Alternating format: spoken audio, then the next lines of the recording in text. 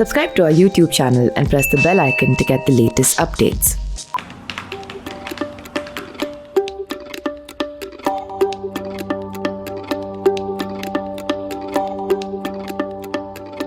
We've seen a lot of bad economic data coming in. In fact, all economic data that's coming in right now is bad. But within that data, one thing catches our attention, which is the unemployment rate. So what rang a bell in my mind was the fact that unemployment rate today is the worst in 45 years. So 45, not 50 or 100, but 45 years. So it makes you wonder why 45. So go right back 45 years, it takes you to 1974. Now 1974 is a metaphor for everything that can go wrong with the country's economy at a time when the country's leader is at the peak of his, or in this case her, popularity. So there was Mrs. Gandhi. She had won a famous election in March of 1971. By the end of 1971, she had defeated Pakistan and divided it. So she was like Ma Durga. She could do nothing wrong. She could walk on water. But by 1972, realities of India's economy had begun to bite. Now, what had happened was that, in fact, even in 1971, India's economy was in pretty bad shape. And there was a lot of joblessness. But that was covered in some ways. One, because they were still the first flush. There was an afterglow of Green Revolution. Second, because Mrs. Gandhi was making a big socialist or socialist populist promise.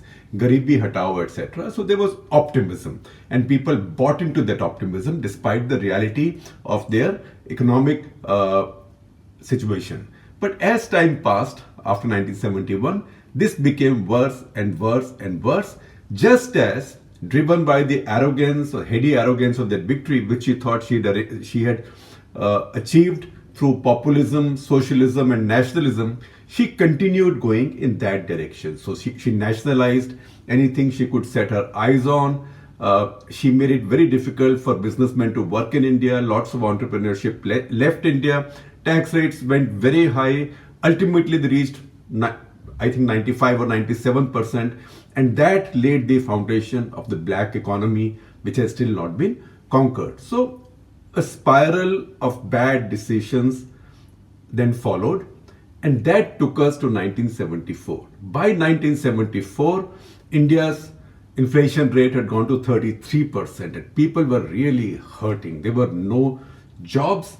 There was no optimism. People were angry. And yet she was popular because people saw no alternative. So she was the big beneficiary of there is no alternative trap, because she had destroyed all opposition in 1971 and there was nobody to challenge her.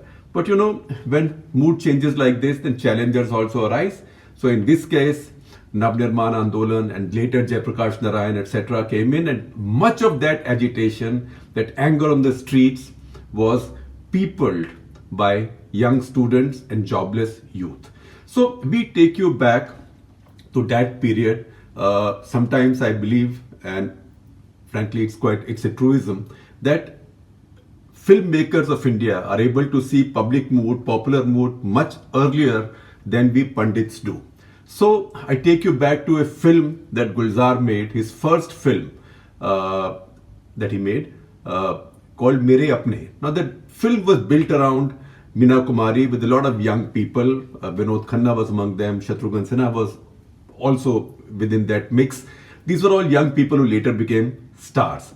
And the story is about these young people who have ambitions, who have degrees, who have energy, they have hormones, but they have no jobs, no hope, they are desperate, angry.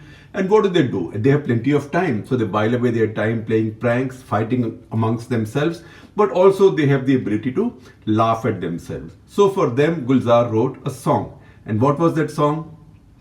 हाल चाल ठीक ठाक है, सब कुछ ठीक ठाक है, and then goes on to say BA किया है, MA किया, लगता है वो भी MA किया, काम नहीं है वरना यहाँ आपके दुआ से बाकी ठीक ठाक है. So what it means is that I've got my degrees, everybody says everything is fine, which means my leaders are telling me everything is fine and everybody seems to believe it, but I've got my degrees, everything else is fine, but I have no jobs, I have nothing to do.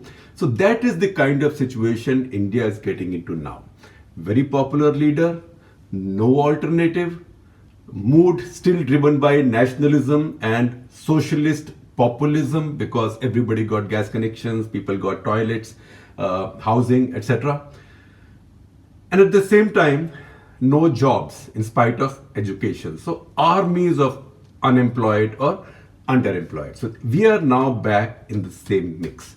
So when Mrs. Gandhi was going through the situation from 71 to 74, she made some mistakes, but essentially two black swan events visited her.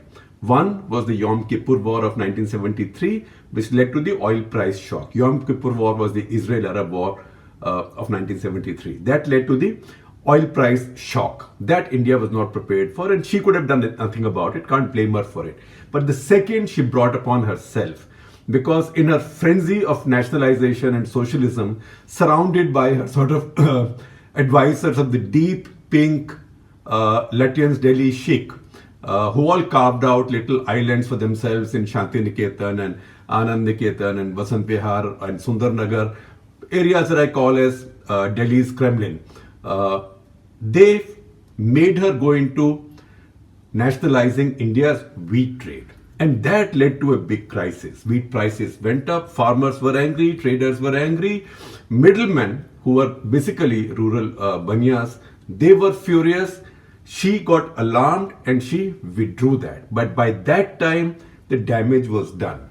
And when the damage was done and people got even angrier, she tried to do what? She went back to hyper-nationalism. So first, she tested her nuclear device in Pokhran, that was Pokhran 1, in May 1974. That euphoria lasted a few weeks. In fact, it brought some sanctions on India also. And then, in the summer of 75, in May, she integrated Sikkim with India. So once again, there was a few days of nationalist fervor that she had gone and annexed Sikkim and thereby expanded the size of India. But people were still angry and they were still on the streets. By June, that is within a month, she imposed the emergency, and we know exactly what happened. So I'm not saying that we are headed in that direction. All I'm trying to say is that we are today probably getting close to where India was in 1974. And remember, by that period, just as Gulzar's film Mere Apne exemplifies the deep-seated unhappiness and desperation that existed among India's youth by 1971-72. By 1974-5, the film world was being ruled by films like Roti Kapda or Makan, Shore. These were films where the hero was mostly unemployed or the underdog fighting back. And there were songs like Baki Kuch Bacha To Mehngai Maar Gayi. So that is the kind of mood that we are getting into now, except with one difference, that inflation today is not as high as it was then. Now, it is up to Narendra Modi to see where he goes from here.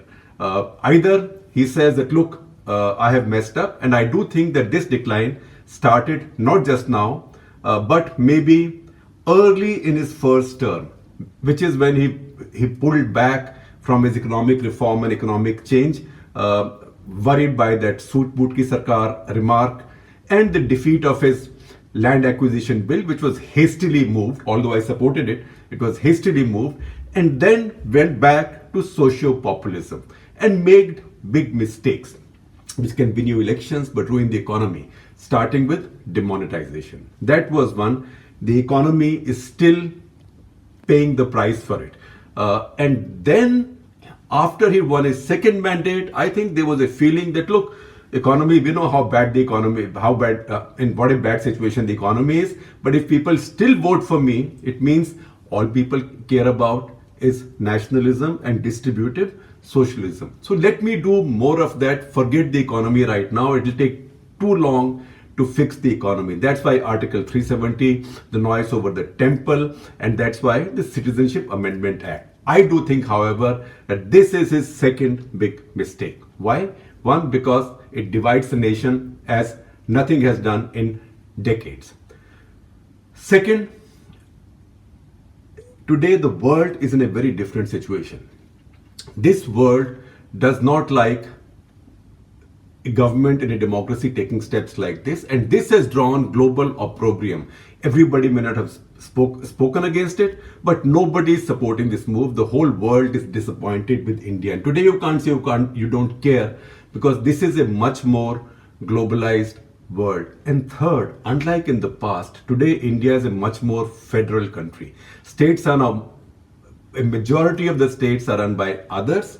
A majority of the population of India is in states run by others. You can no longer order chief ministers around as Mrs. Gandhi used to do, or if they don't follow your orders, dismiss them using Article 356. So that is where you are now. Once again, I am not saying we are heading towards 1975 if this is 1974, but that is a choice for Narendra Modi to make. He can go either in that direction or learn from history and change course.